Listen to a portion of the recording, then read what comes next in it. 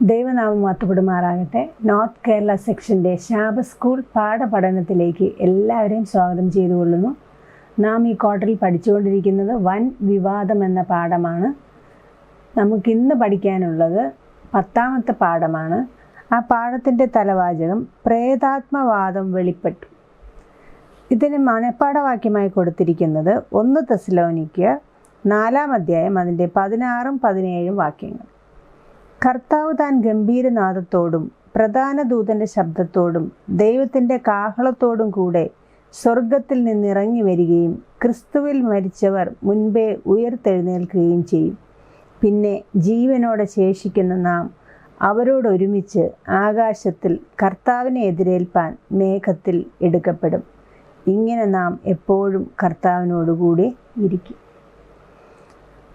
ഇവിടെ ഈ പാഠത്തിലുടനീളം പറഞ്ഞിരിക്കുന്നത് മരിച്ചു കഴിഞ്ഞ് ഉള്ള മനുഷ്യൻ്റെ അവസ്ഥയെക്കുറിച്ചാണ്. നമുക്കറിയാം, ഇന്ന് ലോകത്തിൽ നാം നോക്കുമ്പോൾ പല തരത്തിലുള്ള പഠിപ്പിക്കലുകളും അവരുടെ അനുഭവത്തെക്കുറിച്ചുള്ള എഴുത്തുകളും പുസ്തകങ്ങളും എല്ലാം നമുക്ക് കാണുവാൻ സാധിക്കും. ചിലർ പറയുന്നുണ്ട്, മരണസമയത്ത് മരിക്കാറായ ആ സമയത്ത് എനിക്ക് ഇന്ന ഒരു അനുഭവത്തിൽ കൂടെ ഞാൻ കടന്നുപോയി. അതുപോലെ തന്നെ മരിച്ചവരുമായിട്ട് സംസാരിക്കുന്നു. അങ്ങനെയൊക്കെ പലതരത്തിലുള്ള അനുഭവങ്ങൾ നാം ദിനംതോറും കേട്ടുകൊണ്ടിരിക്കുന്നു. അതുപോലെ തന്നെ ഈ അനുഭവങ്ങളെല്ലാം പലരും, ഞാൻ നേരത്തെ സൂചിപ്പിച്ചതുപോലെ തന്നെ, പുസ്തകങ്ങളാക്കിയിട്ടുണ്ട്. ആ പുസ്തകങ്ങൾ വളരെയധികം കോപ്പികൾ വിറ്റഴിഞ്ഞിട്ടുമുണ്ട്. എന്നാൽ നാം നോക്കുമ്പോൾ സാത്താൻ്റെ ഏറ്റവും വലിയ ഒരു വഞ്ചനയാണ് ഇതെന്ന് നമുക്ക് ഈ പാഠത്തിലുടനീളം കടന്നു പോകുമ്പോൾ നമുക്ക് മനസ്സിലാക്കാൻ സാധിക്കും. കാരണം ഇത് സാത്താൻ്റെ ഒരു കടുത്ത വഞ്ചനയാണ്. കാരണം സാത്താൻ ആദ്യം മാതാപിതാക്കളെ തന്നെ ഇതുപോലെ പറ്റിക്കുകയുണ്ടായി. ആദാമും ഹവ്വയും ഏദൻ തോട്ടത്തിൽ ആയിരുന്ന സമയത്ത് ഒരു വൃക്ഷഫലം കഴിക്കരുത് എന്ന് പറഞ്ഞു. തോട്ടത്തിൻ്റെ നടുവിൽ 2 വൃക്ഷങ്ങളുണ്ടായിരുന്നു. അതിലൊന്നിൻ്റെ വൃക്ഷഫലം കഴിക്കരുതെന്ന് പറഞ്ഞിരുന്നു. ആ വൃക്ഷഫലം കഴിക്കുന്ന നാളിൽ നീ മരിക്കയില്ല നിശ്ചയം എന്നൊരു കള്ളം അവിടെ സാത്താൻ ഹവ്വയോട് പറയുന്നു. അതാണ് ശരിക്കും ഈ വഞ്ചനയുടെ തുടക്കം. മനുഷ്യൻ മരിക്കയില്ല, അമർത്യനാണ് മനുഷ്യൻ. അവൻ മർത്യനായ മനുഷ്യനെന്ന് ദൈവം പറയുമ്പോൾ ഇവിടെ സാത്താൻ പറയുകയാണ്, ഇല്ല, ആത്മാവിൻ്റെ അമർത്യത അവിടെ ഉണ്ട് എന്നുള്ള രീതിയിൽ മരിക്കയില്ല നിശ്ചയമെന്ന് അവിടെ സാത്താൻ പറയുകയാണ്. അതുപോലെ തന്നെ നാം നോക്കുമ്പോൾ പലതരത്തിൽ ഈ ഇടയായിട്ടും നമുക്ക് കാണാം. ഒരു 19-ാം നൂറ്റാണ്ടിൽ നാം നോക്കുമ്പോൾ ഫോക്സ് സഹോദരിമാർ, അവരുടെ ഒരു പുസ്തകം ഉണ്ട്. അതിനകത്ത് പറഞ്ഞിരിക്കുന്നത്, അവരും ഇതുപോലെ വാദങ്ങളൊക്കെ നടത്തിയിട്ടുണ്ട്. അവർ പറയുന്നത്, ഈ മരിച്ചവർ സംസാരിക്കുന്നു, മരിച്ചവരുടെ ആത്മാക്കൾ നമ്മളെന്തെങ്കിലും ചോദിച്ചാൽ അതിൻ്റെ ഉത്തരം നൽകുന്നു. നമുക്കറിയാം, പല കേസുകൾ നമ്മൾ കണ്ടിട്ട് ഓജോ ബോർഡ്. അപ്പോൾ ഓജോ ബോർഡിലൊക്കെ നമ്മൾ ചെന്നിരുന്ന് കഴിയുമ്പോൾ നമ്മളെന്തെങ്കിലും ചോദ്യം ചോദിച്ചാൽ ആ ഒരു കോയിൻ അങ്ങോട്ടും ഇങ്ങോട്ടും നീങ്ങി അതിൽ ഉത്തരം നമുക്ക് പറഞ്ഞു തരും. അപ്പോൾ ഇതൊക്കെ കാണുമ്പോൾ നമ്മുടെ അഡ്വൻറ്റിസ്റ്റുകാരും നമ്മളാകെ ഒരു പ്രശ്നത്തിലാണ്. എന്താണ് സംഭവിക്കുന്നത്? എന്താണ് മരിച്ചവരുടെ അവസ്ഥ? മരിച്ചു കഴിഞ്ഞാൽ നമ്മുടെ അവസ്ഥ എന്താണ് എന്നുള്ളതിന് ഭയങ്കര അധികം നമുക്ക് അതൊരു സംശയമുളവാക്കും. അപ്പോൾ ഈ സംശയമെല്ലാം തന്നെ ദൂരീകരിക്കുന്ന ഒരു പാഠമാണ് നമുക്ക് ഈ ആഴ്ചയിൽ പഠിക്കാനുള്ളത്. അത് നമുക്ക് അതിൻ്റെ പാഠത്തിൻ്റെ ലക്ഷ്യമെന്ന് പറഞ്ഞാൽ ക്രിസ്തുവുമായുള്ള നമ്മുടെ വ്യക്തിപരമായ ബന്ധം നാം അരക്കിട്ട് ഉറപ്പിക്കേണ്ടത് വളരെ ആവശ്യമാണ്. അതുപോലെ തന്നെ ബൈബിളില്ല ഉറച്ച അടിത്തറ, ബൈബിൾ ജ്ഞാനം നമുക്ക് അധികമായി ഉണ്ടെങ്കിൽ ഒരിക്കലും ഇങ്ങനെയുള്ള സംശയങ്ങൾ നമ്മുടെ ജീവിതത്തിൽ ഉണ്ടാവുകയില്ല. അതുകൊണ്ട് തന്നെ നമുക്ക് ഈ ആഴ്ചയിലെ പാഠം വളരെ നന്നായി പഠിക്കാം. ഈ ആഴ്ചയിലെ പാഠം ആധാരമാക്കിയിരിക്കുന്നത് വൻ പോരാട്ടം എന്ന പുസ്തകത്തിൻ്റെ 31 മുതൽ 34 വരെയുള്ള അധ്യായങ്ങളാണ്. നമുക്കിത് വിശദമായി പഠിക്കാം. നമുക്ക് ഇനി ഞായറാഴ്ചത്തെ പാഠത്തിലേക്ക് പോകാം. ഞായറാഴ്ചത്തെ പാഠത്തിൻ്റെ തലക്കെട്ട് പ്രേതാത്മവാദത്തിൻ്റെ മാരകമായ അനന്തരഫലങ്ങൾ. നാം നോക്കുമ്പോൾ ചിലർ കരുതുന്നു, മരണം കഴിയുമ്പോൾ അടുത്ത് ജീവിതത്തിൻ്റെ വേറൊരു ഘട്ടത്തിലേക്ക് പ്രവേശിക്കുന്നു എന്ന് ചിലർ കരുതുന്നു. എന്നാൽ അത് ശരിയല്ല. അത് തീർച്ചയായും ഒരു കെട്ടുകഥയാണ്. അപ്പോൾ അത് നമുക്ക് ബൈബിളിൻ്റെ അടിസ്ഥാനത്തിൽ ഇന്ന് മനസ്സിലാക്കാം. അതായത് വേദപുസ്തകം ശരിയായി മനസ്സിലാക്കാത്തവരാണ് ശരിക്കും ഇങ്ങനെ പറയുന്നത്. നമുക്കിന്ന് കുറച്ച് വാക്യങ്ങൾ അതിൽ നിന്ന് വായിക്കാം. നമുക്കറിയാം, ഇത് നമ്മുടെ ഇസ്രായേൽ മക്കളും അത് തുടർന്നുള്ള ക്രിസ്ത്യാനികളും എല്ലാം തന്നെ പല പല ജാതീയമായ വിശ്വാസങ്ങളിൽ പലപ്പോഴും വീണുപോയിട്ടുണ്ട്. അതുപോലെ തന്നെ നാം നോക്കുമ്പോൾ ഈ റോമ സാമ്രാജ്യത്തിൽ നിന്നുള്ള ഒരു ജാതീയ ചിന്തയാണ് ശരിക്കും മരണം കഴിഞ്ഞ് ഉള്ള ജീവിതത്തിൽ ആത്മാക്കൾ ജീവിക്കുന്നുവെന്നും അത് ഒരു വേറൊരു ഘട്ടമാണെന്നുള്ള ഒരു ചിന്ത കടന്നു വരുന്നത് ഈ റോമാക്കാരുടെ ഇടയിൽ നിന്നാണ്. അതുപോലെ തന്നെ നാം നോക്കുമ്പോൾ ഈ ലോകത്തെ ബന്ദിയാക്കാൻ വേണ്ടി സാത്താൻ പ്രയോഗിക്കുന്ന ഒരു തന്ത്രം തന്നെയാണ് ഈ പ്രേതാത്മവാദം. ഈ പ്രേതാത്മവാദത്തിനെ കുറിച്ച് നാം നോക്കുമ്പോൾ അതിനെ ಖಂಡಿക്കുന്ന ഒരു വാക്യമുണ്ട്. അതായത് മത്തായി എഴുതിയ സുവിശേഷം 10-ാം അധ്യായം അതിൻ്റെ 28-ാം വാക്യം നമുക്ക് വായിക്കാം. ദേഹിയെ കൊല്ലുവാൻ കഴിയാതെ ദേഹത്തെ കൊല്ലുന്നവരെ ഭയപ്പെടേണ്ട, ദേഹിയെയും ദേഹത്തെയും നരകത്തിൽ നശിപ്പിപ്പാൻ കഴിയുന്നവനെ തന്നെ ഭയപ്പെടുകയും. രണ്ടുപേരെയും, ദേഹത്തെയും ദേഹിയെയും നശിപ്പിക്കാൻ കഴിവുള്ളതാണ് നമ്മുടെ കർത്താവായ യേശുക്രിസ്തു. ആ ദൈവത്തെയാണ് നാം ഭയപ്പെടേണ്ടത്. ഒരിക്കലും ദേഹത്തെ, അതായത് നമ്മുടെ ശരീരം മരിച്ചു പോകും, പിന്നെ ദേഹി, അതിനുള്ള ആത്മാവിനെ നശിപ്പിക്കാതെ ആ ശരീരത്തിനെ മാത്രം നശിപ്പിക്കാൻ കഴിവുള്ള ആളിനെ നമുക്ക് ഭയപ്പെടേണ്ട യാതൊരു കാര്യവുമില്ല. അതുപോലെ തന്നെ ആവർത്തനം 18-ന്റെ 11-ാം വാക്യത്തിൽ പറയുന്നു, മന്ത്രവാദി, വെളിച്ചപ്പാടൻ, ലക്ഷണം പറയുന്നവർ, അജ്ഞനക്കാരൻ എന്നിങ്ങനെയുള്ളവരെ നിങ്ങളുടെ ഇടയിൽ കാണരുത് എന്ന് അവിടെ പറഞ്ഞിരിക്കുന്നു. അതുപോലെ തന്നെ ലേവ്യർ 20-ന്റെ 27 പറഞ്ഞിരിക്കുന്ന അങ്ങനെയുള്ളവരെ കല്ലെറിഞ്ഞു കൊല്ലണം എന്നാണ് പറഞ്ഞിരിക്കുന്നത്. അപ്പോൾ ശരിക്കും ഇത് കല്ലെറിഞ്ഞു കൊല്ലണം എന്നൊക്കെ പറയുമ്പോഴും അത് എത്രത്തോളം അത് ദോഷം ചെയ്യുന്നു, നമ്മുടെ ജനത്തിന് ഈ മന്ത്രവാദിയുടെ അടുത്ത് പോകുന്നതും ആഭിചാരക്കാരുടെ അടുത്ത് പോകുന്നതും എത്രത്തോളം ദോഷം ചെയ്യുന്നു എന്ന് കാണിക്കുന്നതിന് വേണ്ടി തന്നെയാണ്. അത് ഒരു വ്യാജ ദൈവത്തെ ആരാധിക്കുന്നതിൽ നിന്ന് ഇസ്രായേലിനെ സംരക്ഷിക്കാൻ രൂപകൽപ്പന ചെയ്തിട്ടുള്ളതായിരുന്നു ഈ നിയമങ്ങൾ. അതുപോലെ തന്നെ നാം നോക്കുമ്പോൾ ഈ മന്ത്രവാദം ശരിക്കും പൈശാചികമാണ്.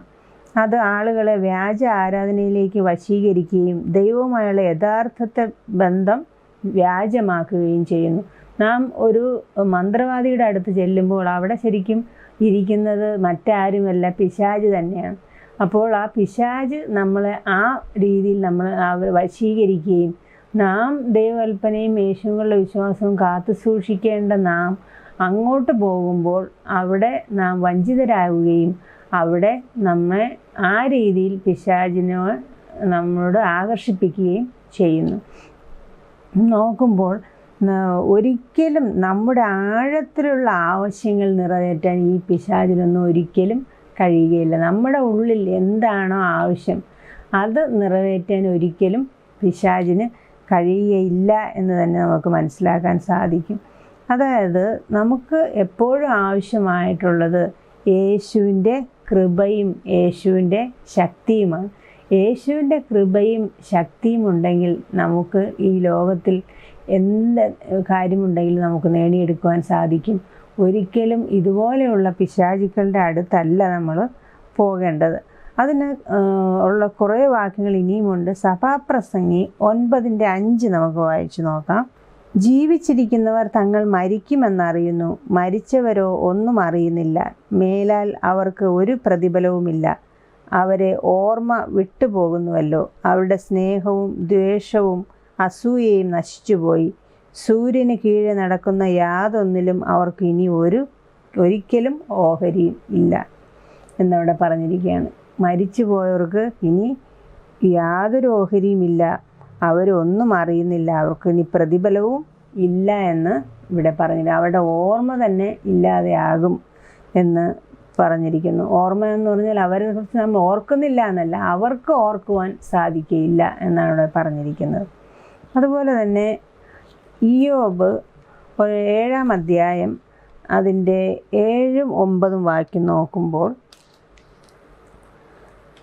എൻ്റെ ജീവൻ ഒരു ശ്വാസം മാത്രം എന്നോർക്കണമേ, എൻ്റെ കണ്ണ് ഇനി നന്മയെ കാണുകയില്ല, എന്നെ കാണുന്നവൻ്റെ കണ്ണ് ഇനി എന്നെ കാണുകയില്ല, നിൻ്റെ കണ്ണ് എന്നെ നോക്കും, ഞാനോ ഇല്ലാതിരിക്കും. അപ്പോൾ ഇവിടെ പറഞ്ഞിരിക്കുന്നത് നാം കാണുന്നവൻ്റെ കണ്ണിനി എന്നെ കാണുകയില്ല, നിൻ്റെ കണ്ണ് എന്നെ നോക്കും, ഞാനോ ഇല്ലാതെ ഇരിക്കും. അതായത് നമ്മുടെ ഒരു ശ്വാസം മാത്രം എന്ന് നാം ഓർക്കണമെന്നും, കണ്ണ് ഇനി നന്മയെ കാണുകയില്ല, നമുക്കിനി പിന്നെ നമ്മുടെ ഇന്ദ്രിയങ്ങളൊന്നും തന്നെ നമുക്ക് ഉപയോഗിക്കാൻ സാധിക്കുകയില്ല മരണത്തിന് ശേഷം. അതുപോലെ തന്നെ യെശയ്യാവ് 8-ാം അധ്യായം അതിൻ്റെ 19-ഉം 20-ഉം വാക്യം നാം വായിക്കുമ്പോൾ അവിടെ പറഞ്ഞിരിക്കുന്നു, വെളിച്ചപ്പാടന്മാരോട് ചിലയ്ക്കുകയും ജപിക്കുകയും ചെയ്യുന്നവരായ ലക്ഷണവാദികളോടും അരുളപ്പാട് ചോദിപ്പീനെന്ന് അവർ നിങ്ങളോട് പറയുന്നുവെങ്കിൽ ജനം തങ്ങളുടെ ദൈവത്തോടല്ലയോ ചോദിക്കേണ്ടത്, ജീവനുള്ളവർക്ക് വേണ്ടി മരിച്ചവരോടോ ചോദിക്കേണ്ടത്. അപ്പോൾ ഈ വാക്യങ്ങളെല്ലാം നമുക്ക് മനസ്സിലാക്കി തരുന്നതെന്ന് പറഞ്ഞാൽ, നാം എപ്പോഴും ഒരു മരണം നമ്മൾ കാണുകയാണെങ്കിലോ, ഒരു ആൾ മരിക്കുകയാണെങ്കിലോ, പിന്നെ അവർക്ക് ഒന്നും ചെയ്യാൻ സാധിക്കില്ല, അവർ ഒന്നും അറിയുന്നുമില്ല, അവരുടെ ഇന്ദ്രിയങ്ങളൊന്നും തന്നെ പ്രവർത്തിക്കുന്നില്ല, അവർക്ക് പിന്നെ അവരുടെ ഓർക്കുവാൻ സാധിക്കുകയില്ല, അവർ മരണത്തിൽ ഒരു നിദ്രയുടെ അവസ്ഥയിലാണ് എന്ന് നമുക്ക് മനസ്സിലാക്കാൻ സാധിക്കും. അതുപോലെ തന്നെ ഇവരുടെ പുറകെ പോയി നമ്മൾ ഒരിക്കലും മന്ത്രവാദികളുടെ അടുത്ത് പോകാൻ പാടില്ല, അതിന് മരണശിക്ഷ തന്നെ വരും, നമുക്ക് ലഭിക്കും എന്ന് ഇവിടെ വാക്യങ്ങൾ പറഞ്ഞിരിക്കുകയാണ്. നാം നോക്കുമ്പോൾ ഈ ഞായറാഴ്ച ആചാരം പോലെ തന്നെ തിരുവചനത്തിന് വിരുദ്ധമായതാണ് ഈ മരണത്തിൽ മനുഷ്യൻ്റെ അവസ്ഥ. അതായത് ഇനിയും ഒരു ജന്മമുണ്ട്, അതായത് മരണം കഴിഞ്ഞിട്ടും ആത്മാവ് മരിക്കുന്നില്ല, ആത്മാവിൻ്റെ അമർത്യതയിൽ നാം വിശ്വസിക്കുകയാണെങ്കിൽ അതും തീർച്ചയായിട്ടും വചനത്തിന് വിരുദ്ധമായ കാര്യം തന്നെയാണ്. നാം ഇവിടെ നോക്കുമ്പോൾ ലൂക്കോസ് സുവിശേഷം 16-ാം അധ്യായം 19 മുതൽ 31 വരെ നമുക്ക് വായിക്കുമ്പോൾ അവിടെ നമുക്ക് ഒരു ഉപമ കാണുവാൻ സാധിക്കും. അപ്പോൾ പലരും ഇത് ശരിക്കുള്ള ഒരു കാര്യം എന്ന് വിചാരിച്ച് ഈ മരണത്തിൽ മനുഷ്യൻ്റെ അവസ്ഥയുമായിട്ടത് കോർത്തിണക്കാറുണ്ട്. നമുക്കറിയാതെ ലാസറിൻ്റെയും ധനവാന്റെയും ഉപമയാണ്. അപ്പോൾ നമുക്ക് അതിൻ്റെ അനേകം ലക്ഷണങ്ങൾ നമുക്ക് കാണുവാൻ സാധിക്കും. അതിലെല്ലാം പറഞ്ഞിരിക്കുന്നത് എന്താണ്? അത് ഉപമയായിട്ടാണ് നമുക്ക് മനസ്സിലാക്കുവാൻ സാധിക്കുന്നത്. കാരണം അത് ആ വാക്യം നിങ്ങൾ ഒന്നുകൂടെ എടുത്ത് വായിക്കുമ്പോൾ മനസ്സിലാക്കാൻ സാധിക്കും, അത് ദൈവം ഒരു ഉപമയായിട്ടാണ് അവിടെ പറഞ്ഞിരിക്കുന്നത്.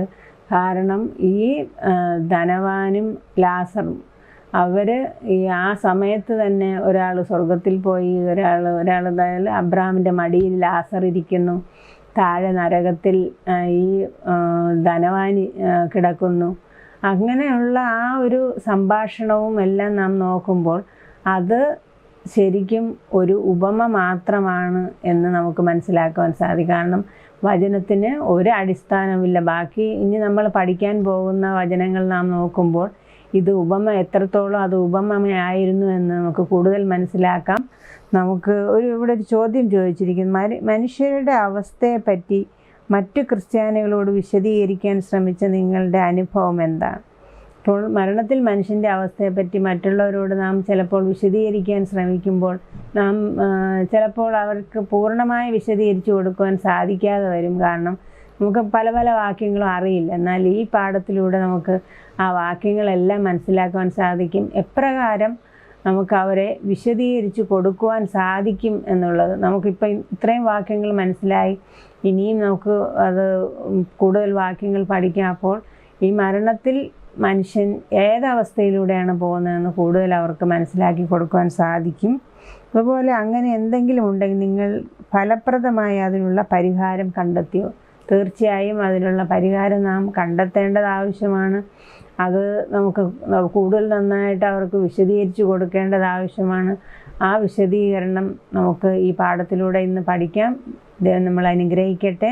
നമുക്ക് തിങ്കളാഴ്ചത്തെ പാഠത്തിലേക്ക് പോകാം. തിങ്കളാഴ്ചത്തെ പാഠത്തിൻ്റെ തലവാചകം മരണം പഴയ നിയമത്തിൽ. ഇവിടെ കുറേ വാക്യങ്ങൾ കൊടുത്തിരിക്കുന്നു. സങ്കീർത്തനങ്ങൾ 6:5, 115:17, 1 രാജാക്കന്മാർ 2:10, 11:43, 14:20 ഇതൊക്കെ കൊടുത്തിരിക്കുന്നു. അപ്പോൾ സങ്കീർത്തനങ്ങൾ 6:5 പറഞ്ഞിരിക്കുന്നത് ഈ മരിച്ചവരുടെ ഓർമ്മ ഇനി ഉണ്ടാകുകയില്ല. നേരത്തെ നമ്മൾ പറഞ്ഞതുപോലെ തന്നെ അവർക്ക് ഇനി ഓർക്കുവാൻ കഴിയുകയില്ല. അതുപോലെ തന്നെ 115:17 പറഞ്ഞിരിക്കുന്നു അവർക്ക് ഇനി യഹോവയെ സ്തുതിക്കാൻ കഴിയുകയില്ല.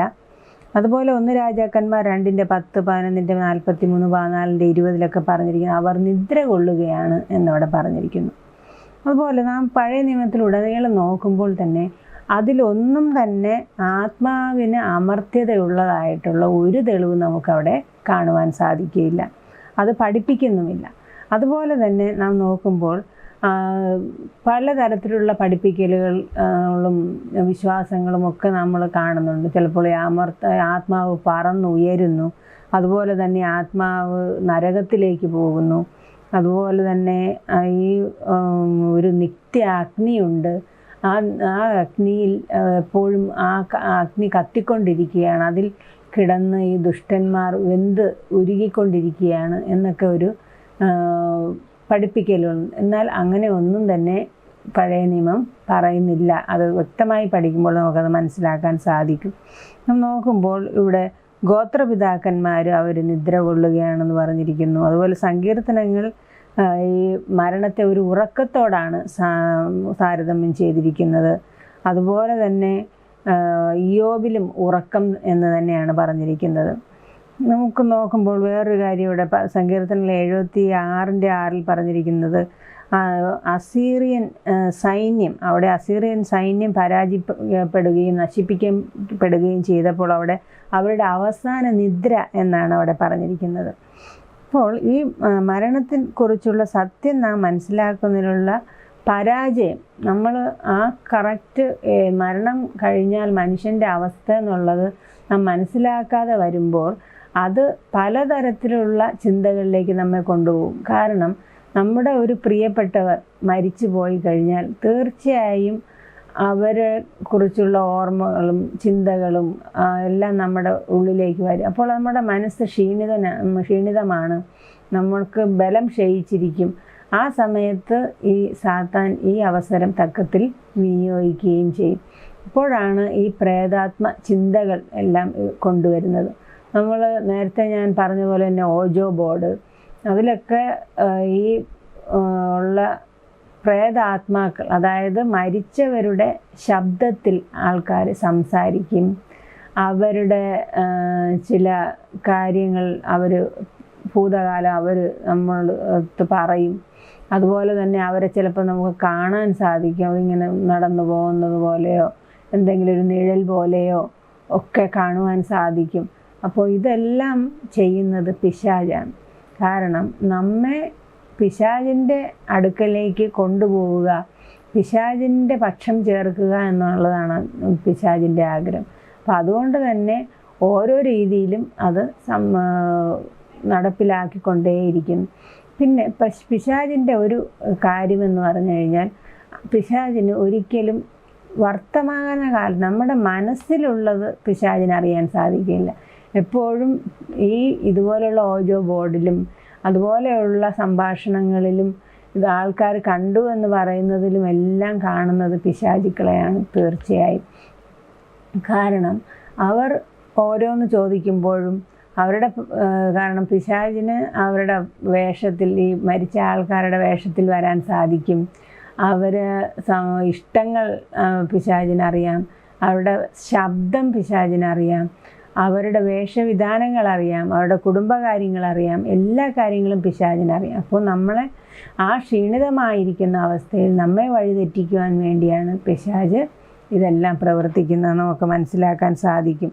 നമ്മുടെ മൃദുലമായ അനുകമ്പ അർഹിക്കത്തക്ക വിധം ഈ സന്ദർശകർ അഭിനയിച്ച് അത്ഭുതങ്ങൾ പ്രവർത്തിക്കും എന്നാണ് ഇവിടെ പറഞ്ഞിരിക്കുന്നത്. നമുക്ക് ഒരു വാക്യം വായിക്കാം. ദാനിയേലിൻ്റെ പ്രവചനം 12-ാം അധ്യായം അതിൻ്റെ 2-ാം വാക്യം. നിലത്തിലെ പൊടിയിൽ നിദ്ര കൊള്ളുന്നവരിൽ പലരും ചിലർ നിത്യജീവനായും ചിലർ ലജ്ജയ്ക്കും നിത്യനിന്ദയ്ക്കുമായിട്ടും ഉണരും ആണ് ഇവിടെ ദാനിയേൽ പ്രവചനത്തിലും പറഞ്ഞിരിക്കുന്നത്. നമ്മൾ മരിച്ചു കഴിഞ്ഞാൽ അന്ന് എപ്പോഴാണോ നിത്യജീവനായാണോ ചിലപ്പോൾ നിത്യനിന്ദയ്ക്കായിട്ട് ആ സമയത്ത് മാത്രമേ നമ്മൾ ഉണരുകയുള്ളൂ. അതുവരെ നാം ഉറങ്ങുമ്പോഴാണ്, ഉറക്കത്തിൻ്റെ അവസ്ഥയാണ്, നമ്മളൊന്നും അറിയുന്നില്ല എന്നിവിടെ കാണുന്നു. അതുപോലെ തന്നെ ഇയ്യോബ് 19-ാം അധ്യായം അതിൻ്റെ 25-ഉം 26-ഉം വാക്യത്തിൽ എന്നെ വീണ്ടെടുക്കുന്നവൻ ജീവിച്ചിരിക്കുന്നുവെന്നും അവൻ ഒടുവിൽ പൊടിമേൽ നിൽക്കുമെന്നും ഞാൻ അറിയുന്നു. എൻ്റെ ത്വക്ക് ഇങ്ങനെ നശിച്ച ശേഷം ഞാൻ ദേഹസഹിതനായി ദൈവത്തെ കാണുമെന്ന് അവിടെ പറഞ്ഞിരിക്കുകയാണ്. കാരണം ഈ നമ്മൾ മരിച്ചു കഴിഞ്ഞാൽ അത് ഉറുമ്പരിച്ച് അത് നമ്മുടെ ത്വക്കെല്ലാം നശിച്ച് പോവും. പക്ഷേ നമ്മുടെ കർത്താവ് ആ ഗംഭീരനാഥത്തോടെ വരുന്ന നാളിൽ നമുക്ക് ദേഹസഹിതനായി ദൈവത്തെ കാണുവാൻ സാധിക്കും. അത്രയും സമയം നമ്മൾ ഉറക്കമാണ്. ദേഹവും ദേഹിയും രണ്ടും നിദ്രയിൽ തന്നെയാണ് എന്ന് നമുക്ക് മനസ്സിലാക്കാൻ സാധിക്കും. ഒരിക്കലും ഈ ആത്മാവ് എന്ന് പറയുന്നത് ഇങ്ങനെ ഉഴന്ന് നടക്കുന്ന ഒരു വ്യക്തിയല്ല എന്ന് നമുക്ക് ഇതിൽ മനസ്സിലാക്കാൻ സാധിക്കും. ഇവിടെ ശരിക്കും ഈ ജാതീയമായ ഈ വിശ്വാസം നമ്മുടെ ഉള്ളിൽ കിടക്കുന്നത് കൊണ്ടാണ് നമുക്കതൊക്കെ ചിന്ത ഉണ്ടാകുന്നത്. ഉയർത്തെഴുന്നേൽപ്പ് വരെ മരണം ഉറക്കത്തിലെ വിശ്രമമാണ്. ജീവിച്ചിരിക്കുന്നവരുമായി ആശയവിനിമയം നടത്താൻ ശരീരമില്ലാത്ത ആത്മാക്കൾ ചുറ്റിക്കറങ്ങുന്നില്ല. ജാതികൾ ഒരു ആത്മലോകത്തിൽ ജീവിച്ചിരുന്നുവെങ്കിലും ഇസ്രായേലിയർ മരണത്തെ പുനരുദ്ധാനം വരെ ഒരു ഉറക്കമായി തന്നെ മനസ്സിലാക്കി. ജാതികൾ അങ്ങനെ വിശ്വസിച്ചു, പലരും ഇങ്ങനെ ആത്മാവ് ഉഴന്ന് നടക്കും എന്നൊക്കെ. പക്ഷേ ഇസ്രായേലിൽ ഒരിക്കലും അവർ പുനരുദ്ധാനം വരെ ഉറക്കത്തിലാണ് എന്ന് തന്നെയാണ് ഇസ്രായേലിയർ വിശ്വസിച്ചിരുന്നത്. നാം നോക്കുമ്പോൾ മരിച്ചവർ ശരിക്കും ഒന്നും അറിയുന്നില്ല. അവർ യേശുവിൻ്റെ വരവിൽ ഞാൻ നേരത്തെ പറഞ്ഞിട്ടുള്ളതുപോലെ 2 ഘട്ടങ്ങളുണ്ട്. ആദ്യമായി വന്ന് നമ്മൾ വിശുദ്ധന്മാർ, മരിച്ച വിശുദ്ധന്മാർ ഉയർത്തെഴുന്നേൽക്കും. പിന്നെ ജീവനോടെ ഇരിക്കുന്നവർ രൂപാന്തരം പ്രാപിക്കും. അങ്ങനെ അവരെ കൊണ്ടുപോകും. അപ്പോൾ ദുഷ്ടന്മാർ മരിച്ചു ജീവിച്ചിരുന്നവർ മരിച്ച ദുഷ്ടന്മാർ അപ്പോൾ ഉയർക്കുന്നില്ല. അതിൻ്റെ രണ്ടാം വരവിൻ്റെ 2-ാം ഘട്ടത്തിലാണ് വീണ്ടും മരിച്ച ദുഷ്ടന്മാരും ഉയർത്തെഴുന്നേൽക്കുന്നത്. അപ്പോൾ ഈ ഘട്ടങ്ങൾ നാം നോക്കുമ്പോൾ ശരിക്കും ആരായാലും മരിച്ചു കഴിഞ്ഞ് ഉയർത്തെഴുന്നേൽക്കുന്നത് ശരിക്കും ഉറങ്ങി എഴുന്നേൽക്കുന്നത് പോലെയാണ്. നമുക്കറിയാം, ആദ്യം ബൈബിളിൽ പറഞ്ഞിരിക്കുന്ന മരിച്ച വ്യക്തി ഹാബേലാണ്. ഈ ഹാബേൽ മരിച്ച് ഉയർത്തെഴുന്നേൽക്കും. ഇന്നലെ മരിച്ചതുപോലെ ആയിരിക്കും. ഇത്രയും വർഷം കഴിഞ്ഞു എന്നുള്ളതൊന്നും ഹാബേലിനറിയില്ല. രാവിലെ എന്ന് പറഞ്ഞാൽ ഈ ഉയർപ്പിൻ സുപ്രഭാതത്തിൽ ഇന്നലെ ഉറങ്ങിയതുപോലെ എഴുന്നേറ്റ് വരും. ആ നിമിഷത്തിന് മുമ്പ് മരിച്ച കുഞ്ഞായിരുന്നാലും അതുപോലെ തന്നെ ഉണർന്നു വരും. അപ്പോൾ ആ ഒരു കാലഘട്ടം അവർക്കറിയില്ല എങ്കിൽ തന്നെയും അവർ സ്വസ്ഥമായി ഉറങ്ങണം. അതുകൊണ്ട് തന്നെ മരിച്ചവർ സ്വസ്ഥമായി ഉറങ്ങുകയാണ്. അവരുടെ ആത്മാക്കൾ ഒരിക്കലും ഉഴന്നു നടക്കുന്നില്ല എന്ന് നമുക്ക് മനസ്സിലാക്കാൻ സാധിക്കും. നമുക്ക് ചൊവ്വാഴ്ചത്തെ പാഠത്തിലേക്ക് പോകാം. ചൊവ്വാഴ്ചത്തെ പാഠത്തിൻ്റെ തലക്കെട്ട് മരണം പുതിയ നിയമത്തിൽ. പുതിയ നിയമത്തിലും അനേകം വാക്യങ്ങളുണ്ട്. യോഹന്നാൻ എഴുതിയ സുവിശേഷം 11-ാം അധ്യായം 11 മുതൽ 14 വരെ പറഞ്ഞിരിക്കുന്ന അവിടെ ലാസർ മരിച്ചപ്പോൾ ലാസർ ഉറങ്ങുകയത്രേ എന്നാണ് യേശു പറഞ്ഞത്. അതുപോലെ തന്നെ 21 മുതൽ 25 വരെ നോക്കുമ്പോൾ പറയുന്നു, പുനരുദ്ധാന നാളിൽ ഇപ്പോൾ മാർത്തയ്ക്ക് അറിയായിരുന്നു പുനരുദ്ധാന നാളിൽ ലാസർ ഉയർത്തു വരും എന്നുള്ളതും മാർത്തയ്ക്ക് അറിയാമായിരുന്നു. അതുപോലെ തന്നെ 2 തീമോഥെയോസ് 1:10 നാം നോക്കുമ്പോൾ അവിടെ പുനരുദ്ധാന സമയത്താണ് ശരിക്കും കർത്താവായ യേശുക്രിസ്തുവിൻ്റെ പുനരുദ്ധാനം. ആ നാളിൽ കർത്താവ് രണ്ടാമത് വരുമ്പോഴാണ് ഈ ഉറങ്ങുന്നവർ പുനരുദ്ധാനം ചെയ്യുന്നതെന്ന് നമുക്കിവിടെ മനസ്സിലാക്കാൻ സാധിക്കും. അതുപോലെ തന്നെ 1 കൊരിന്ത്യർ 15-ന്റെ 51 മുതൽ 54 വരെ, 1 തെസ്സലോനിക്കർ 4-ന്റെ 15 മുതൽ 17 വരെ നമ്മൾ മനപ്പാഠവാക്യത്തിൽ വായിച്ച വാക്യങ്ങളാണ്. അപ്പോൾ ഈ 1 കൊരിന്ത്യർ 15-ന്റെ 51 മുതൽ 54 വരെയും അത് മനുഷ്യൻ്റെ മരണം അതൊരു ഉറക്കത്തോട് താരതമ്യം ചെയ്തിരിക്കുകയാണ്. അതുപോലെ 1 തെസ്സലോനിക്കർ നാം വായിച്ചതുപോലെ തന്നെ എന്താണ്, കർത്താവ് താൻ ഗംഭീരനാദത്തോടെ വരുന്ന സമയത്താണ് നമ്മൾ ഉയർത്തെഴുന്നേൽക്കുന്നത്. അതുവരെ നാം ഉറക്കത്തിലായിരിക്കും. അതുപോലെ ഈ പഴയ പോലെ തന്നെ പുതിയ നിയമവും ഒരിക്കലും ഈ പ്രേതാത്മവാദത്തിനെ അനുകൂലിക്കുന്നില്ല, ആത്മാവിൻ്റെ അമർത്യതയെ അനുകൂലിക്കുന്നില്ല. ശരിക്കും പഴയ നിയമത്തിൽ പറഞ്ഞിരിക്കുന്നത് പോലെ തന്നെയാണ് പുതിയ നിയമത്തിലും ഈ മരണം ഒരു ഉറക്കത്തോട് തന്നെയാണ് താരതമ്യം ചെയ്തിരിക്കുന്നത്. ഈ ഉറക്കം എന്ന വാക്ക് 53 തവണ ബൈബിളിലുടനീളം നോക്കുകയാണെങ്കിൽ 53 തവണ ഉറക്കം എന്ന വാക്ക് ഈ മരണവുമായി ബന്ധപ്പെട്ട് എഴുതിയിട്ടുണ്ട്. നാം നോക്കുമ്പോൾ പുതിയ നിയമത്തിൽ ഒരു അധിക മാനം നമുക്ക് കാണുവാൻ സാധിക്കും. പഴയ നിയമത്തെ അപേക്ഷിച്ച് നോക്കുമ്പോൾ പുതിയ നിയമത്തിന് ഒരു അധിക മാനമുണ്ട്. അതെന്താണെന്ന് വെച്ച് കഴിഞ്ഞാൽ, നമുക്ക് അമർത്യത, അതായത് ആത്മാവ് മരിക്കുന്നില്ല എന്ന് മറ്റ് ജാതീയ ചിന്തക്കാർ പറയുമ്പോഴും നമുക്ക് ഒരു നിത്യജീവൻ, കർത്താവായ യേശു ക്രിസ്തുവിൽ നമുക്ക് നിത്യജീവനുണ്ട് എന്നുള്ള ഒരു മാനം കൂടി പുതിയ നിയമത്തിലെ ആ സുവിശേഷങ്ങൾ കൂടി നമുക്ക് മനസ്സിലാക്കുവാൻ സാധിക്കുന്നുണ്ട്. ഇവിടെ നമുക്കൊരു വാക്യം വായിക്കാം. 1 കൊരിന്ത്യർ 15-ാം അധ്യായം അതിൻ്റെ 16 മുതൽ 18 വരെയുള്ള വാക്യങ്ങൾ. മരിച്ചവർ ഉയർക്കുന്നില്ല എങ്കിൽ ക്രിസ്തുവും ഉയർത്തിട്ടില്ല. ക്രിസ്തു ഉയർത്തിട്ടില്ല എങ്കിൽ നിങ്ങളുടെ വിശ്വാസം വ്യർത്ഥമത്രേ. നിങ്ങൾ ഇന്നും നിങ്ങളുടെ പാപങ്ങളിലിരിക്കുന്നു. ക്രിസ്തുവിൽ നിദ്ര പ്രാപിച്ചവരും നശിച്ചുപോയി എന്നിവിടെ മനസ്സിലാക്കാൻ സാധിക്കും. എന്താണ്? മരിച്ചവർ ഉയർക്കുന്നില്ല എങ്കിൽ ക്രിസ്തു ഉയർത്തെഴുന്നേറ്റതുകൊണ്ട് മരിച്ചവർ ഉയർക്കുമെന്നുള്ളത് വളരെ വാസ്തവമായിട്ടുള്ള കാര്യമാണ്. അത് പുനരുത്ഥാന നാളിലാണ് ഉയർത്തെഴുന്നേൽക്കുക, അല്ലാതെ അതുവരെയും ഉറക്കത്തിൻ്റെ സമയം തന്നെയാണെന്ന് നമുക്ക് മനസ്സിലാക്കാൻ സാധിക്കും. അതുപോലെ തന്നെ ക്രിസ്തുവിൽ നിദ്ര പ്രാപിച്ചവരും നശിച്ചുപോയി. ക്രിസ്തുവിൽ നിദ്ര പ്രാപിച്ചവരായാലും അവർ നശിച്ചുപോയി എന്നാണ് പറഞ്ഞത്. അപ്പോൾ അവർ സ്വർഗത്തിൽ പോയി എങ്കിൽ സ്വർഗത്തിൽ പോയാൽ എങ്ങനെ നശിച്ചു പോകും?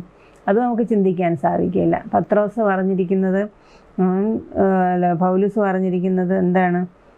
ഇവിടെ നിദ്ര പ്രാപിച്ചവർ, ക്രിസ്തുവിൽ നിദ്ര പ്രാപിച്ചവരും നശിച്ചുപോയി എന്നാണ്. അവർ നശിച്ചു എന്ന് ഉദ്ദേശിക്കുന്നത് അവർ മണ്ണിനടിയിൽ ഉറക്കത്തിലാണ് എന്നാണ്. ഒരിക്കലും അവർ സ്വർഗത്തിൽ പോയി എന്ന് ഉണ്ടെങ്കിൽ എങ്ങനെ നശിച്ചുപോയി എന്നിവിടെ പൗലോസിന് പറയാൻ സാധിക്കും. അത് നമുക്ക് ചിന്തിക്കാം. പിന്നെ അതുപോലെ തന്നെ നോക്കുമ്പോൾ നിത്യജീവൻ ക്രിസ്തുവിൽ മാത്രമാണെന്നാണ് സുവിശേഷങ്ങൾ ഊന്നി പറയുന്നത്. പാതാളത്തിലെ മുഴുവൻ പിശാചുക്കൾ ഒന്നിച്ചു കൂടിയാലും വിശ്വാസികളുടെ നിത്യജീവൻ്റെ ഉറപ്പ് കവർന്നെടുക്കുവാൻ കഴിയുകയില്ല. ക്രിസ്തു ക്രൂശിൽ മരണത്തെ തോൽപ്പിച്ചു. ശവക്കുഴിക്ക് അതിൻ്റെ ഇരകളെ തളച്ചിടാൻ കഴിയുകയില്ല. മരിച്ച് അടക്കപ്പെട്ട എല്ലാ വിശ്വാസികൾക്കും കർത്താവിൻ്റെ പുനരുദ്ധാനം, അവൻ്റെ 2ാം വരവെങ്കിൽ അവരും ഉയർത്തെഴുന്നേൽക്കും എന്ന് ഉറപ്പുണ്ട്. അങ്ങനെ ഒരിക്കലും നമുക്ക് ഈ മരണം ഒരു ഉറക്കമാണെങ്കിലും ആ കല്ലറയിൽ നമ്മെ കുഴിച്ചു നിത്യം ആക്കുവാൻ ഒരിക്കലും യേശുവിന്, അതായത് ഈ ലോകത്തിന് സാധിക്കുകയില്ല. യേശു മടങ്ങി വരുമ്പോൾ തീർച്ചയായും ആ കല്ലറ വിട്ട് ഓരോരുത്തരും പുറത്തു വരിക തന്നെ ചെയ്യും. അതുപോലെ 1 പത്രോസ് 1:4 ഇപ്രകാരം പറഞ്ഞിരിക്കുന്നു: നിങ്ങൾക്ക് വേണ്ടി സ്വർഗത്തിൽ സൂക്ഷിക്കുന്നതും ക്ഷയം, മാലിന്യം, വാട്ടം എന്നിവ ഇല്ലാത്തതുമായ അവകാശത്തിനായി തന്നെ. ഈ കല്ലറയിൽ നിന്ന് പുറത്തു വരുന്നത് ക്ഷയം, മാലിന്യം, വാട്ടം ഒന്നുമില്ലാത്ത ഒരവസ്ഥയിലേക്ക് വരാനാണ്. തീർച്ചയായും അതിൽ നിന്നും നാം മനസ്സിലാക്കുന്ന, മരിക്കുമ്പോൾ ക്ഷയം, വാട്ടം, മാലിന്യം എല്ലാം കൊണ്ട് നാം നിറഞ്ഞ് അവിടെ ആയിരിക്കും. പക്ഷേ ഉയർത്തു വരുന്നത് ഇതൊന്നുമില്ലാത്ത ലോകത്തിലേക്കായിരിക്കും. ഇവിടെ ചോദ്യം ചോദിച്ചിരിക്കുന്നത്, എന്തുകൊണ്ടാണ് പുനരുത്ഥാനം ക്രിസ്തീയ വിശ്വാസത്തിന് ഇത്ര ശക്തമായ ഒരു പ്രത്യാശയായിരിക്കുന്നത്? ശരിക്കും ഈ യേശു ഉയർത്തെഴുന്നേറ്റില്ല എങ്കിൽ നമുക്ക് പ്രത്യാശയില്ലായിരുന്നു, നാം ഉയർത്തെഴുന്നേൽക്കില്ല എന്നുള്ളൊരു ഒരു ദുഃഖത്തിൻ്റെ അവസ്ഥയിലേക്ക് നമ്മെ കൊണ്ടു. പക്ഷേ ആ പുനരുദ്ധാനത്തിൽ യേശു വീണ്ടും വരും എന്നുള്ള ആ ഒരു വിശ്വാസവും, യേശു ഉയർത്തെഴുന്നേറ്റു അതുപോലെ നമ്മെ കൂട്ടിക്കൊണ്ടുപോകാൻ വീണ്ടും യേശു വരുമെന്നുള്ള ആ ഒരു വിശ്വാസമുള്ളത് കൊണ്ടാണ് നമുക്ക് ജീവിക്കാൻ സാധിക്കുന്നത്. നാം മരിച്ച ഉടനെ ഇപ്പം നാം നല്ല ഒരു ജീവിതം നയിച്ച ആളാണെങ്കിലും, അതായാലും ദൈവനീതിമാനായി കടക്കിട്ട ഒരാളാണെങ്കിൽ നാം സ്വർഗത്തിൽ പോയാൽ പിന്നെ യേശു വരേണ്ട ആവശ്യമില്ല. അപ്പോൾ നാം മനപ്പാഠവാക്യത്തിൽ പഠിച്ചതുപോലെ ഗംഭീരനാഥത്തോടെ വീണ്ടും വരുന്ന ആരെ ചേർക്കുവാനാണ്? എന്തായാലും നാം മരിച്ചു, സ്വർഗത്തിൽ പോയി, പിന്നെ ആരെ ചേർക്കുവാനാണ് ദൈവം വീണ്ടും വരുന്നത്? ആ ഒരു ചോദ്യം അവിടെ നിൽക്കും. ഒരിക്കലും ദൈവം കള്ളം പറയുന്നില്ല, ദൈവം വരും, അത് നമ്മെ ഇവിടെ നിന്ന് കൂട്ടിക്കൊണ്ടു പോകാൻ തന്നെയാണ്. അതുകൊണ്ട് പുനരുത്ഥാനത്തിൽ നാം വിശ്വസിക്കണം. ആ വിശ്വാസം ശരിക്കും ശക്തിയുള്ളതാണ്. നമുക്ക് കുരിശുണ്ടായാലും പുനരുത്ഥാനമില്ലെങ്കിലോ നമുക്ക് യേശുവിലുള്ള വിശ്വാസവും എല്ലാം ഉണ്ട്. പക്ഷേ പുനരുദ്ധാനത്തിൽ വിശ്വാസമില്ലാതിരുന്നാൽ അത് യേശുവിലുള്ള വിശ്വാസം പൂർണ്ണതയില്ലാത്ത വിശ്വാസമാണെന്ന് നമുക്ക് മനസ്സിലാക്കാം. യേശു പറയുന്ന എല്ലാം വിശ്വസിക്കുന്നില്ല. മടങ്ങി വരും, ഞാൻ നിങ്ങളെ കൂട്ടിക്കൊണ്ടു പോകാൻ വരുന്നു, ഞാൻ നിങ്ങൾക്ക് വേണ്ടി സ്ഥലമൊരുക്കുന്നു എന്ന് പറയുന്ന ആ വാക്കുകൾ നാം വിശ്വസിക്കുന്നില്ല എന്ന് നമുക്ക് മനസ്സിലാക്കാൻ സാധിക്കും. നമുക്ക് എന്ത് പ്രത്യാശയാണ്? തീർച്ചയായും യേശു രണ്ടാമത് വന്ന് നമ്മെ കൂട്ടിക്കൊണ്ടു പോകും എന്നുള്ളതാണ് നമ്മുടെ പ്രത്യാശ. അപ്പോൾ പുനരുത്ഥാനം നമ്മുടെ വിശ്വാസത്തിൻ്റെ ഒരു പ്രധാന ഭാഗമാകുന്നത് എന്തുകൊണ്ട്? അതുകൊണ്ട് തന്നെ യേശുവിൻ്റെ രണ്ടാം വരവ് നമ്മുടെ വിശ്വാസ ജീവിതത്തിൻ്റെ ഒരു പ്രധാന ഭാഗം തന്നെയാണ്. നമുക്ക് ബുധനാഴ്ചത്തെ പാഠത്തിലേക്ക് പോകാം. ബുധനാഴ്ചത്തെ പാഠത്തിൻ്റെ തലക്കെട്ട് പ്രേതാത്മവാദം അവസാന നാളുകളിൽ, ഭാഗം 1. ഇവിടെ മത്തായിയുടെ സുവിശേഷം 24-ാം അധ്യായം അതിൻ്റെ 5-11 വാക്യങ്ങളിൽ നമ്മൾ നോക്കുമ്പോൾ അവിടെ കള്ളക്രിസ്തുക്കൾ അവിടെ പ്രത്യക്ഷമാകുന്നു എന്ന് നമുക്ക് മനസ്സിലാക്കാൻ സാധിക്കും. അതുപോലെ തന്നെ വ്യാജമായി യേശു അവിടെ ഉണ്ട്, യേശു ഇവിടെ വന്നു എന്നൊക്കെ അവിടെ പറയും. അതുപോലെ തന്നെ അവിടെ പ്രത്യക്ഷപ്പെടും എന്ന് നമുക്ക് വാക്യങ്ങളിൽ മനസ്സിലാക്കാം. 2 തെസ്സലോനിക്കർ 2-ാം അധ്യായം 7 മുതൽ 9 വരെ, വെളിപ്പാട് 13-ന്റെ 13-14 വാക്യങ്ങൾ, വെളിപ്പാട് 16-ന്റെ 13-14 വാക്യങ്ങൾ, ഇതെല്ലാം നാം നോക്കുമ്പോൾ അവിടെ ഭൂതാത്മാക്കൾ അവിടെ പ്രത്യക്ഷമാകുന്നു എന്ന് നമുക്ക് കാണാൻ സാധിക്കും. അതുപോലെ തന്നെ പലതരത്തിലുള്ള ദുഷ്ട ആത്മസേനകൾ അവിടെ വരുന്നതായിട്ട്, തവളകളെപ്പോലെ അവിടെ ചാടി നടക്കുന്നതായിട്ട് നമുക്ക് കാണാൻ സാധിക്കും. അപ്പോൾ ഈ ആത്മാക്കളുടെ, ഈ കള്ളപ്രവാചകന്മാരുടെ, ദുഷ്ട ആത്മാക്കളുടെ ഈ പ്രവർത്തനമൊക്കെ ഉണ്ടാകുമെന്ന് മനസ്സിലാക്കുമ്പോൾ, നാം ഇന്ന് ലോകത്തിൽ നോക്കുമ്പോൾ പലതരത്തിലുള്ള ആത്മാക്കൾ നമുക്ക് വീഡിയോ ഒക്കെ കാണാൻ സാധിക്കും. പലതരത്തിൽ ഓരോരോ നമുക്ക് മനസ്സിലാകാത്ത പോലെയുള്ള ഭാഷകളിൽ സംസാരിച്ചുകൊണ്ടും, അത് ഒരു പൈശാചികം തന്നെ എന്ന് നമുക്ക് ഒരു സംശയവുമില്ലാതെ തോന്നുന്ന രീതിയിലാണ് ഓരോ പ്രവർത്തനങ്ങളും ദൈവത്തിൻ്റെ പേരിൽ നടന്നുകൊണ്ടിരിക്കുന്നത്. അപ്പോൾ അവിടെ എല്ലാം പ്രവർത്തിക്കുന്നത് ഏത് ആത്മാവാണെന്ന് നമുക്ക് മനസ്സിലാക്കുവാൻ സാധിക്കും. അതൊരിക്കലും ദൈവത്തിൻ്റെ ആത്മാവല്ല, അവിടെ പൈശാചികൻ തന്നെയാണ് അവിടെ പ്രവർത്തിക്കുന്നത്. മനുഷ്യനെ വഴിതെറ്റിക്കാൻ വേണ്ടിയിട്ട് പൈശാചികനാണ് അവിടെ ഓരോ രീതിയിലും അവിടെ പ്രവർത്തിച്ചുകൊണ്ടിരിക്കുന്നത്. ഈ ഏഞ്ചൽ റോഡ്രിഗർ എന്ന് പറഞ്ഞ ഒരു പുസ്തകം എഴുതിയിട്ടുണ്ട്, പിശാചിൻ്റെ നീരാളിപ്പിടുത്തം എന്ന് പറയും. അപ്പം ആ പുസ്തകം നമുക്ക് ഇവിടെ ഡിപ്പോസിറ്ററിയിലുണ്ടായിരുന്നു, ഇപ്പോൾ തീർന്നിരിക്കുകയാണ്. അപ്പോൾ ആ പുസ്തകം വളരെ മനോഹരമായൊരു പുസ്തകമാണ്. അത് വായിച്ച് നമുക്ക് മനസ്സിലാക്കാൻ സാധിക്കും എത്രത്തോളം മനുഷ്യരെ ആ പിശാച് തൻ്റെ നീരാളിപ്പിടുത്തം, നമുക്കറിയാം നീരാളി എന്ന് പറഞ്ഞാൽ അതിന് അനേകം കാലുകളുണ്ട്. അപ്പോൾ അത് എല്ലാ കാലുകളും എല്ലാ വശത്തോട്ടും ഇട്ട് അത് മനുഷ്യരെ പിടിച്ച് വച്ചിരിക്കുകയാണ്. ഒരിക്കലും ആ സത്യത്തിലേക്ക് നമ്മെ വിട്ട് കൊടുക്കാതെ അത് പിടിച്ചു വച്ചിരിക്കുകയാണ് എന്ന് മനസ്സിലാക്കാൻ സാധിക്കും.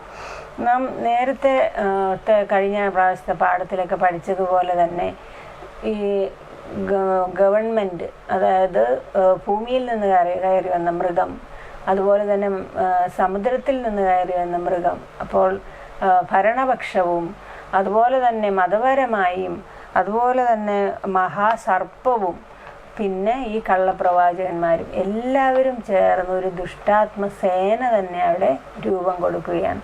അങ്ങനെ ആ രൂപം കൊടുക്കുന്നവരാണ് ശരിക്കും ഇത് ആത്മാവുണ്ട്, ആ ആത്മാവാണ് ഇതെല്ലാം പ്രവർത്തിക്കുന്നത്, അതുകൊണ്ട് ആ ആത്മാവിനെ നമുക്ക് തളയ്ക്കണം എന്നൊക്കെ പറഞ്ഞ് അവരൊരു വരുമാന മാർഗമായിട്ടത് എടുത്ത് ഉപയോഗിക്കുകയും ആൾക്കാരെ ഒരിക്കലും സത്യത്തിൻ്റെ വെളിച്ചത്തിലേക്ക് വിടാതെ അവരുടെ കരാളഹസ്തത്തിൽ നമ്മെ ആക്കി വച്ചിരിക്കുകയുമാണ് ചെയ്യുന്നത്. നമ്മളിവിടെ നോക്കുമ്പോൾ നമ്മുടെ വികാരങ്ങളെ വിശ്വസിക്കുന്നത് അപകടകരമായിരിക്കുന്നത് എന്തുകൊണ്ട്?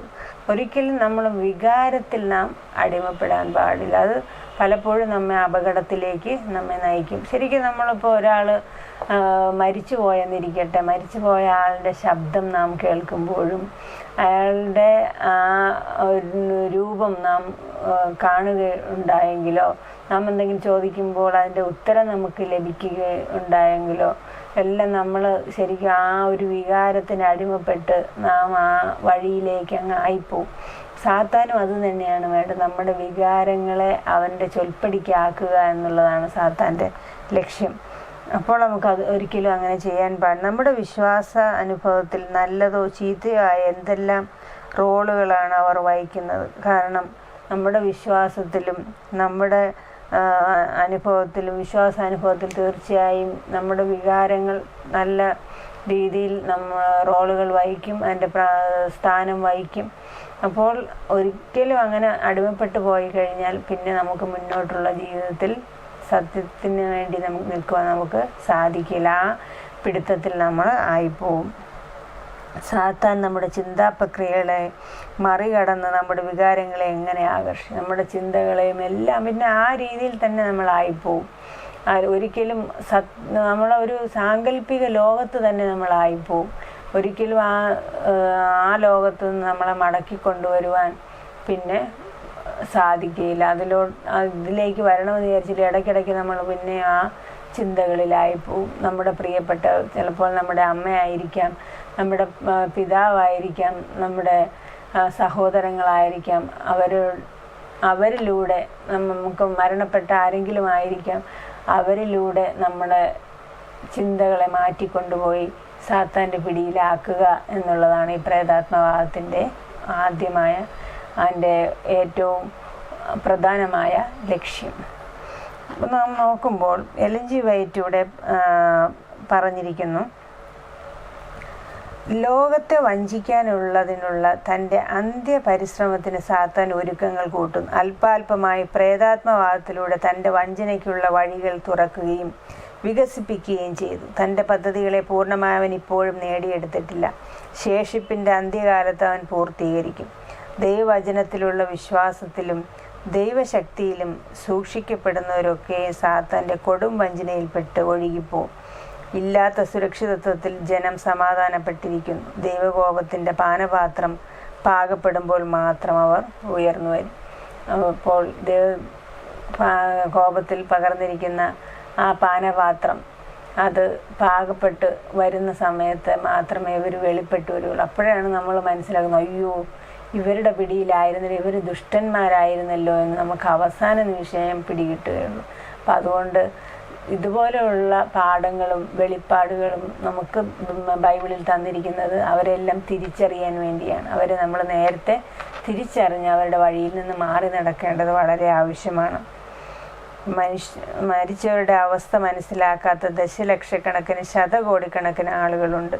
മരിച്ചവർ മരണശേഷവും ജീവിക്കുന്നുവെന്ന ആശയം ഉൾപ്പെടുന്ന മിഥ്യാധാരണകളാൽ എങ്ങനെ അവർ നഷ്ടപ്പെടുന്നു എന്ന് കാണാൻ പ്രയാസമില്ല. അങ്ങനെയുള്ള മരിച്ചവർ മരിച്ചിട്ടില്ല, അവർ അമർത്യരായി തുടരുന്നു എന്നുള്ള ആ ഒരു ചിന്ത അവരുടെ ഉള്ളിലുള്ളപ്പോൾ അവർക്ക് ശാരീരികമായി പല പല പ്രശ്നങ്ങൾ വരും. മാനസികമായ ഒരു ഉന്മേഷമുള്ളവരായിരിക്കില്ല, അവരെപ്പോഴും വിഷമം ഉള്ളവരായിരിക്കും, ചിന്താകുലങ്ങളുള്ളവരായിരിക്കും. അവർക്ക് ഒരു രീതിയിലും ആത്മീയമായും അവർക്ക് വളരുവാൻ സാധിക്കില്ല. അങ്ങനെ ഒരു അവസ്ഥയിലേക്ക് സാത്താൻ അവരെ കൊണ്ടുപോകും. ഇപ്പോൾ പോലും മരിച്ചവർ സംരക്ഷിക്കപ്പെടുന്നുവെന്ന് മനസ്സിലാക്കുന്ന ചില സാധാരണ വഞ്ചനകൾ എന്തൊക്കെയാണ്? മരിച്ചവർ സംരക്ഷിക്കപ്പെടുന്നു മനസ്സിലാക്കുന്നു. സാധാരണ നാം ചിന്തിച്ച് നോക്കുമ്പോൾ തന്നെ നമുക്ക്, ഞാൻ കുറച്ച് മുമ്പ് പറഞ്ഞ കാര്യങ്ങളൊക്കെ തന്നെയാണ്. എന്താണ്, അവർ മരിച്ചിട്ടില്ല, അവർക്ക് വേണ്ടി നമ്മൾ കുറേ കാര്യങ്ങൾ ചെയ്യണം, അവർ നമ്മളെല്ലാം ചെയ്യുന്നതെല്ലാം കാണുന്നുണ്ട്, അവർ നമ്മളെല്ലാം പറയുന്നത് കേൾക്കുന്നുണ്ട് എന്നുള്ളൊരു ചിന്ത നിത്യേന അവരുടെ ജീവിതത്തിൽ വരുമ്പോൾ അവർക്കെപ്പോഴും ആ ഒരു ദുഃഖം അവരെ വിട്ട് മാറുകയില്ല. പ്രത്യാശ അവരുടെ ഉള്ളിൽ ഒരിക്കലും വരികയില്ല. അവരെപ്പോഴും ആ ദുഃഖത്തിലും ആ പ്രയാസത്തിലും തന്നെ ആയിരുന്നുകൊണ്ട് ദിനം കഴിച്ചു കൂട്ടുകയും ഒരിക്കലും അത് ദൈവഭാഗത്ത് നമ്മളെ ആക്കുവാൻ ഒരിക്കലും ഉതകാത്ത കാര്യങ്ങളിലേക്ക് അതിനെ നയിക്കുകയും ചെയ്യും.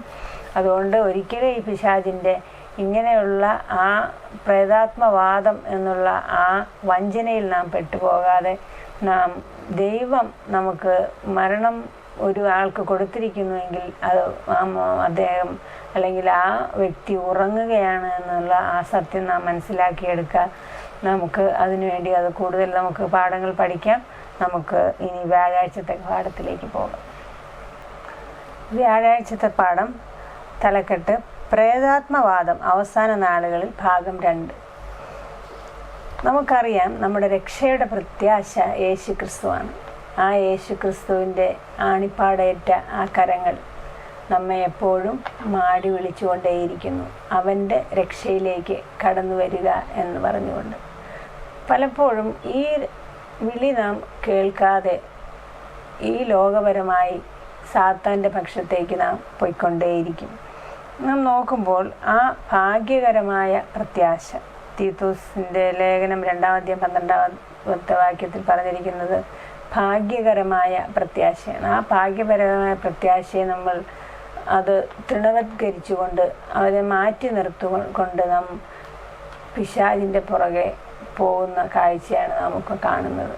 കോടിക്കണക്കിന് ആൾക്കാർ അവൻ്റെ പുറകെ പോവുകയാണ്. നാം നോക്കുമ്പോൾ വെളിപ്പാട് 14-ാം അധ്യായം അതിൻ്റെ 12-ാം വാക്യം നമുക്കറിയാം. ദൈവകൽപ്പനയേശുകളിലെ വിശ്വാസവും കാത്തു സൂക്ഷിക്കുന്ന വിശുദ്ധന്മാരുടെ സഹിഷ്ണുത കൊണ്ട് ഇവിടെ ആവശ്യം.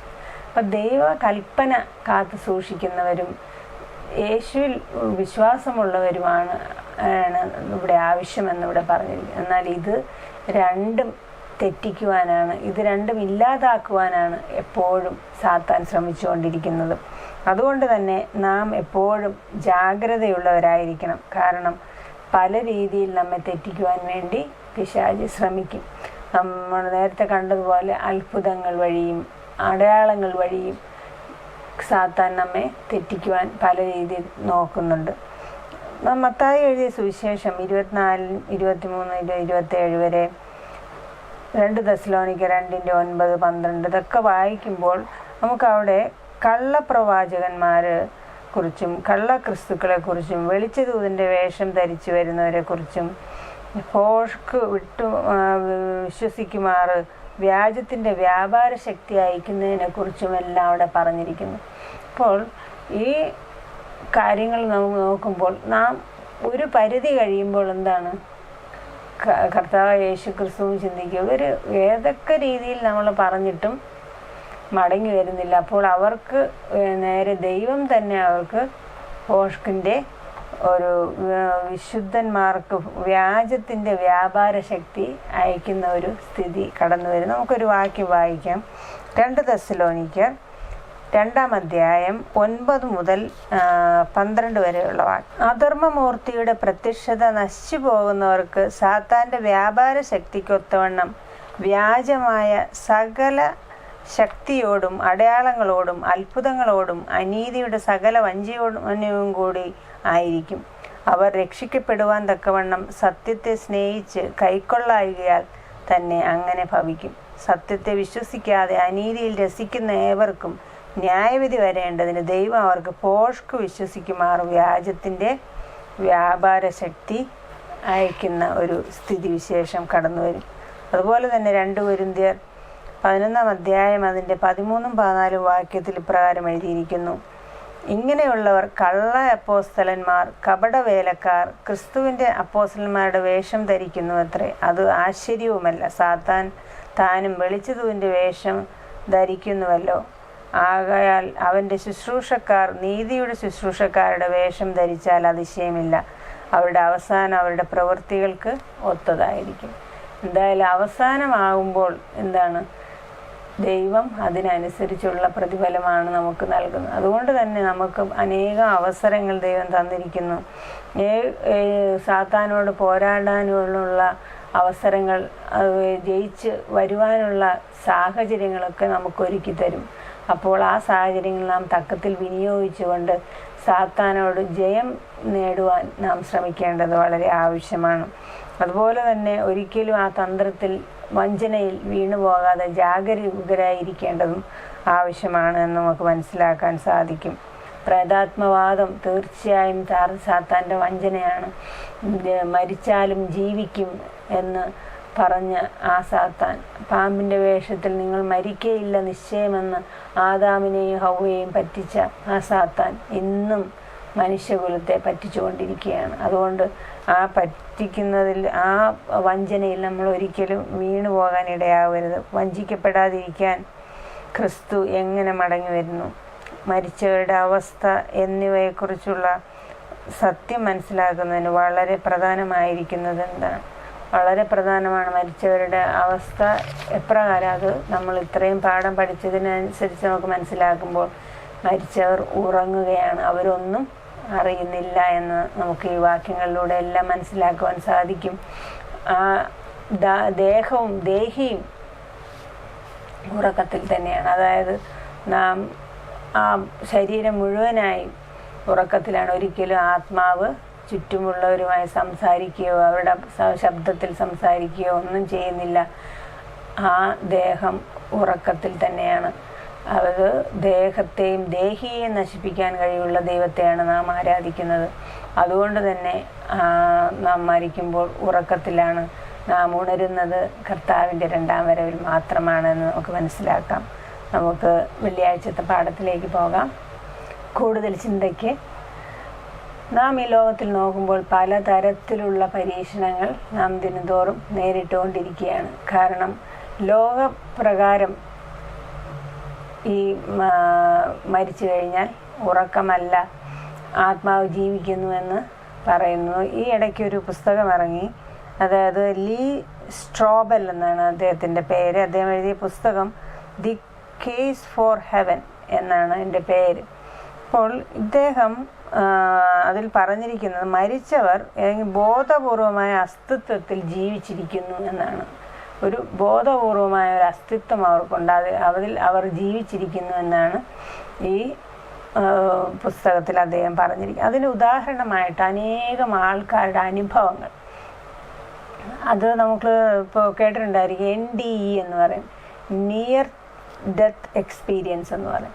അതായത് ഒരാൾ ഇപ്പോൾ മരണത്തിൻ്റെ ഏകദേശം അടുത്തെത്തിയിട്ട് മടങ്ങി വരുന്ന ഒരു അനുഭവം, അവരുടെ അനുഭവങ്ങൾ രേഖപ്പെടുത്തി ഒരു പുസ്തകമാണിത്. അപ്പോൾ ആ പുസ്തകത്തിൽ പറഞ്ഞിരിക്കുന്നത് ഒരു പെൺകുട്ടിയുടെ കഥ അവിടെ കൊടുത്തിരിക്കുന്നു.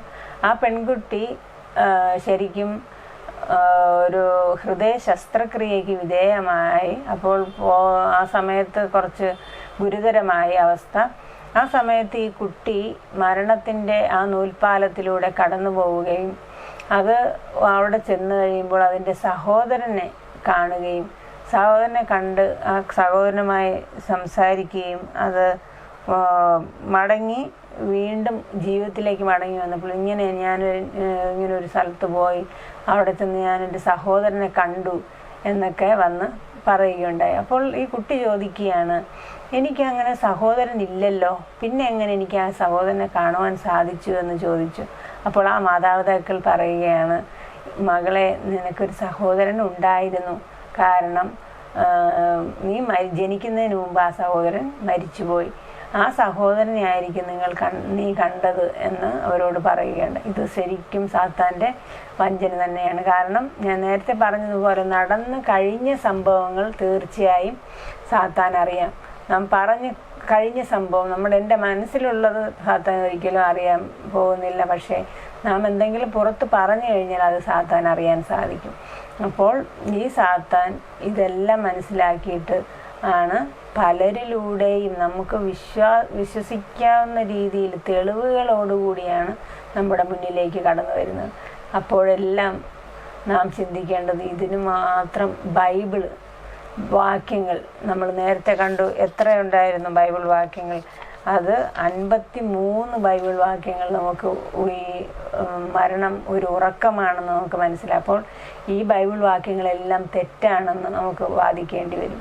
ഇവിടെ പറഞ്ഞിരിക്കുന്നത് ഈ എഴുത്തുകാരനായ ലീ സ്ട്രോബലിന് ഒരിക്കലും ഈ ബൈബിളിലെ എഴുത്തുകൾ തെറ്റാണെന്ന് തെളിയിക്കുവാൻ സാധിച്ചിട്ടില്ല.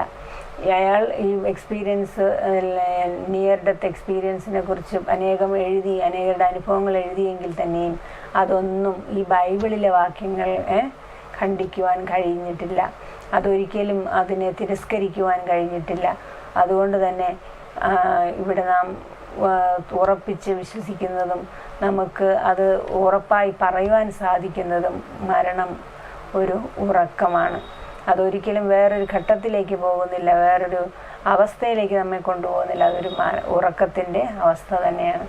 ആ ഉറക്കത്തിൽ നാം ആയിരിക്കുമ്പോൾ ആദ്യം മരിച്ച ആബേലും ഏറ്റവും യേശു വരുന്നതിന് തൊട്ട് മുമ്പ് മരിച്ച വ്യക്തിയും അവർ ഇന്നലെ ഉറങ്ങിയതുപോലെ, അവർ ഇന്നലെ മരിച്ചതുപോലെ അവർ അടുത്ത ദിവസം ഉയർത്തെഴുന്നേറ്റ് കർത്താവിനോടുകൂടി പോകുവാൻ അവർക്ക് സാധിക്കും. അവർ നീതിമാനായി ജീവിച്ചിരിക്കുമെങ്കിൽ, അല്ലെങ്കിൽ അവർ നിത്യരക്ഷയ്ക്കായി ഉയർത്തെഴുന്നേറ്റും, അല്ലെങ്കിൽ നിത്യനാശത്തിനായി അവർ അത് മരണത്തിൽ നിന്ന്, ആ ഉറക്കത്തിൽ നിന്ന് അവർ ഉയർത്തെഴുന്നേൽക്കും. അപ്പോൾ അതുകൊണ്ട് തന്നെ ഈ അന്ത്യകാലത്ത് മനുഷ്യരാശിയെ തെറ്റിക്കുവാൻ വേണ്ടി, സത്യത്തിൽ നിന്ന് വ്യതിചലിപ്പിക്കാൻ വേണ്ടി സാത്താൻ കൊണ്ടുവരുന്ന ഒരു വഞ്ചനയാണ് ഈ പ്രേതാത്മവാദം. അതിലാരും പെട്ടുപോകരുത്. ദയവ് ചെയ്ത് ആരും മന്ത്രവാദികളുടെ അടുത്തോ ലക്ഷണം നോക്കുന്നവരടുത്തോ പോയി നമുക്ക് ശാപം ഏറ്റുവാങ്ങരുത്.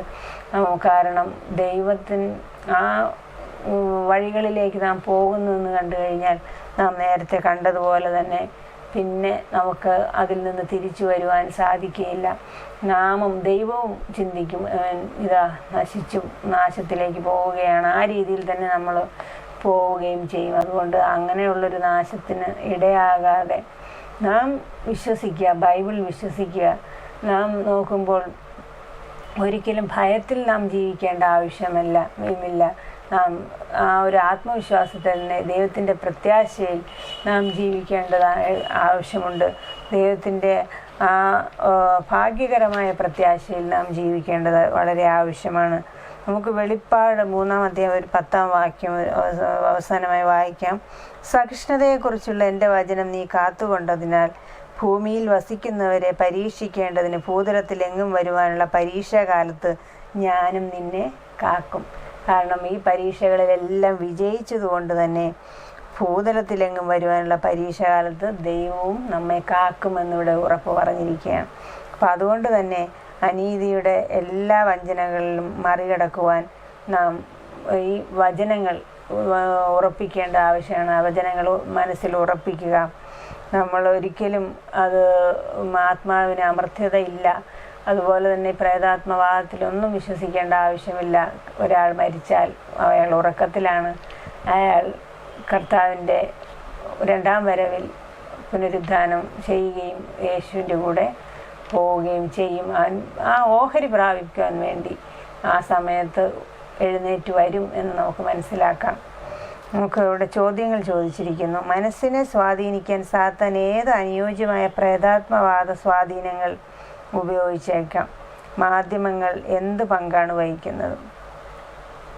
മനസ്സിനെ സ്വാധീനിക്കാൻ പലതരത്തിലുള്ള പ്രേതാത്മവാദ സ്വാധീനങ്ങൾ ഞാൻ നേരത്തെ ഇവിടെ പറഞ്ഞ കാര്യങ്ങൾ തന്നെയാണ്.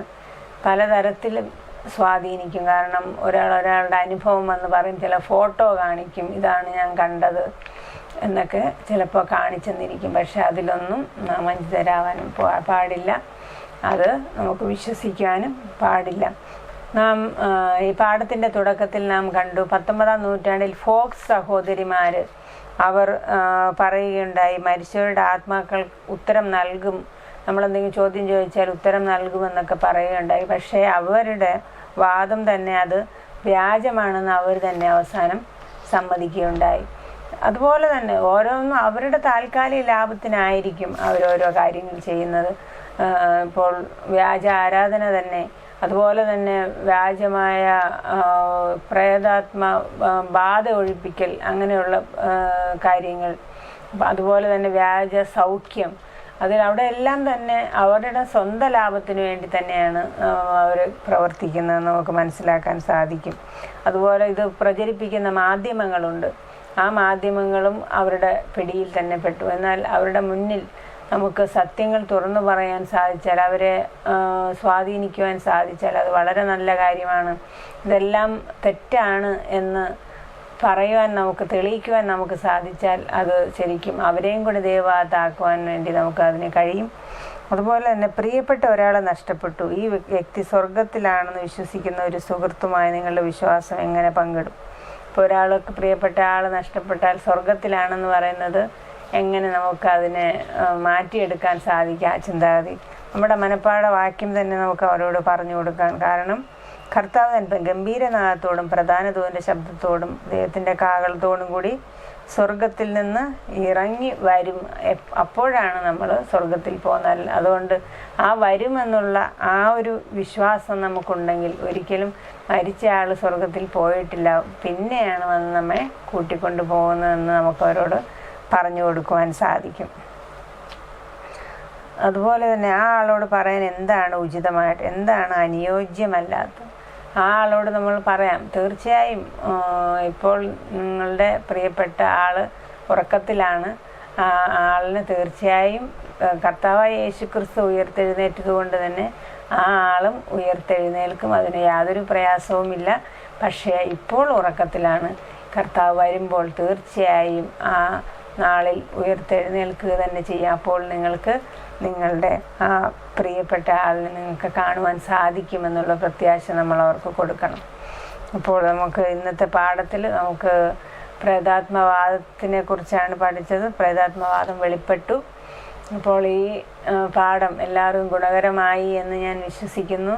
നിങ്ങൾക്ക് എന്തെങ്കിലും സംശയമുണ്ടെങ്കിൽ നിങ്ങളുടെ പാസ്റ്റർമാരോട് നിങ്ങൾക്ക് ചോദിക്കാം. നിങ്ങൾക്ക് കൂടുതൽ കാര്യങ്ങൾ അവർ പറഞ്ഞു തരുവാൻ സാധിക്കും.